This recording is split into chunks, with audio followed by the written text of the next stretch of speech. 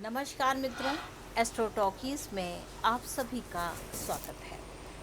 मेरे पास अक्सर करके यह क्वेरीज आती हैं कि क्या मैं विदेश जा पाऊँगा या नहीं जा पाऊँगा, या मुझे विदेश में सुख मिलेगा अथवा नहीं सुख मिलेगा।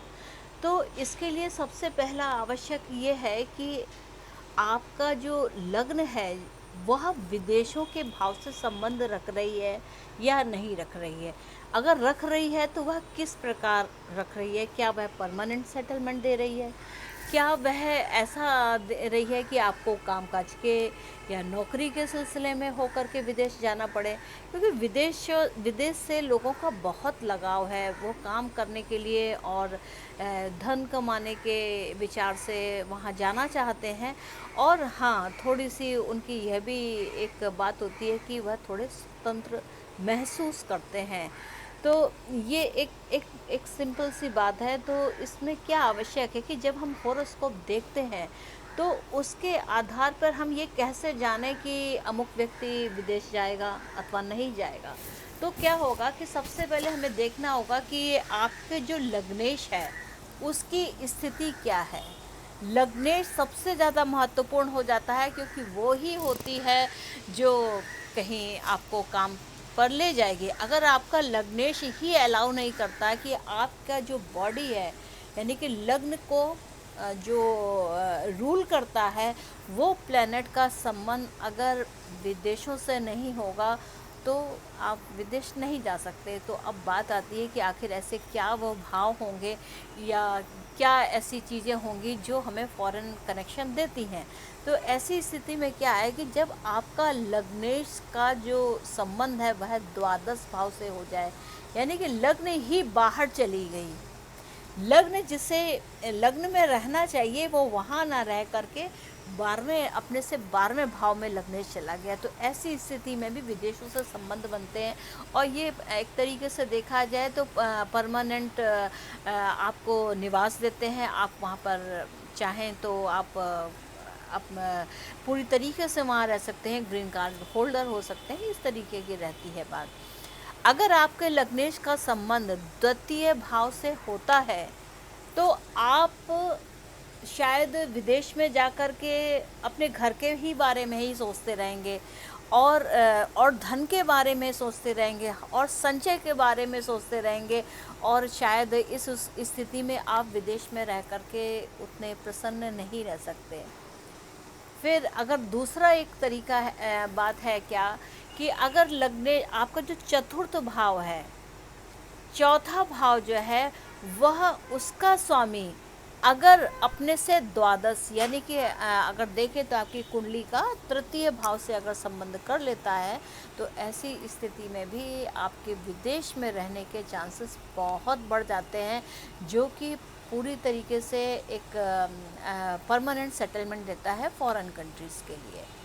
इसके बाद आती है बात कि क्या घूमना फिरना, इस तरीके की बात आती है। तो देखिए, जब लग्नेश का संबंध तृतीय भाव से हो, यानी कि पड़ोस, तो व्यक्ति जो है पड़ोस के देश या पड़ोस के राज्य या पड़ोस के शहरों में जा कर के अपना कामकाज कर सकता है या वहाँ निवास कर सकता है। अब लग्नेश अगर आपकी छठे भाव में आ जाए तो क्या है, वह सेवा के भाव से, नौकरी के भाव से विदेशों का रुख रखता है, क्योंकि छठे भाव का संबंध द्वादश से हो जाता है, यानी कि सेवा करने के लिए विदेशों से उसको संबंध बनाना पड़ता है, या वह वहाँ जा कर के या वहाँ की कंपनीज में जा कर के काम करता है। अगर लग्नेश का संबंध नवम भाव से हो जाए तो ऐसी स्थिति में क्या है कि आप लंबी दूरी की यात्राएं करेंगे या लंबे समय के लिए विदेश जा कर के रह सकते हैं, पर ये परमानेंट सेटलमेंट नहीं है। ये निश्चित है कि आपको काफ़ी दूरी की यात्राएं करनी पड़ेंगी, जिसमें 7 समुंदर पार जैसी बातें हो, कॉन्टिनेंट्स पार करने पड़ सकते हैं। तो इस तरीके की, यानी लंबी दूरी, जिसमें दूरी काफ़ी लंबी हो, ऐसी यात्राओं का योग आता है। और अगर आपकी महादशा ऐसी है जो ठीक उसी समय एक्टिवेट हो रही है, जैसे आपके चंद्रमा की दशा, तो चंद्रमा की दशा क्या है कि चंद्रमा मूवेबल है, तो आपको वह स्थायित्व ना दे करके चलाता रहता है, चलायमान रखता है। तो ऐसी स्थिति में यह गुरु है, तो गुरु अगर का संबंध अगर नवम भाव से हो जाए तो निश्चित तौर से वह आपकी जो नवम भाव का जो ट्रेड्स है, यानी कि विदेशों में जा कर के अध्ययन करने की बात हो या स्पिरिचुअल को लेने की बात हो, स्पिरिचुअलिटी को लेने की बात हो, या कुछ ऐसे धार्मिक या सांस्कृतिक जो कर्म है, उन कर्मों को करने के लिए भी यह विदेशों से संबंध रखता है। और सबसे सही तो यही है कि अगर लग्न आपकी द्वादश भाव में संबंध रखती है, तो यह निश्चित है कि आप अपनी जन्मभूमि में तो बिल्कुल नहीं रहने वाले हैं। अब बात आती है, अगर हम दूसरा परिप्रेक्ष्य देखते हैं, तो जो चौथा भाव है, यानी कि कुंडली का जो चौथा भाव है, चतुर्थ स्थान जिसे कहते हैं, माता भूमि भवन, उस स्थान का संबंध अपने से 12वें हो जाए, यानी कि कुंडली के तृतीय भाव से अगर संबंध बनता है, यानी कि चतुर्थ भाव का या चतुर्थेश का संबंध तृतीय से हो जाए, तो ऐसी स्थिति में भी विदेश आते हैं, यानी कि उसको सुख नहीं है अपनी जन्मभूमि में, वह सुख उसका विदेश में होता है, ये स्थिति बनती है। अब अगर लग्नेश आपका दसम भाव में भी हो जाए, तो भी ऐसी स्थिति आती है कि आपको अपने सोशल स्टेटस को या कर्म करने के लिए आपको बाहर का रुख नहीं, विदेशों से धन का भी संबंध हो जाता है, यानी कि नवम से दूसरा भाव होता है, लेकिन विदेशों में काफ़ी धन और अगर देखें तो सोशल स्टेटस का काफ़ी इंक्रीजमेंट होता है इस स्थिति में। तो ये कुछ फैक्ट्स हैं। और अगर कहीं विदेश का जो स्वामी है, यानी कि द्वादश भाव या नवम भाव या तृतीय भाव या आपका छठा भाव, इनका संबंध किसी भी प्रकार से अगर लग्नेश से बनता है, तो इसका निश्चित अर्थ होता है कि आपको एक बार तो लाइफ में विदेश जाना ही जाना है। और यह जो विदेश का जो योग है, ये हर व्यक्ति की कुंडली में बिल्कुल डिफरेंट होगा।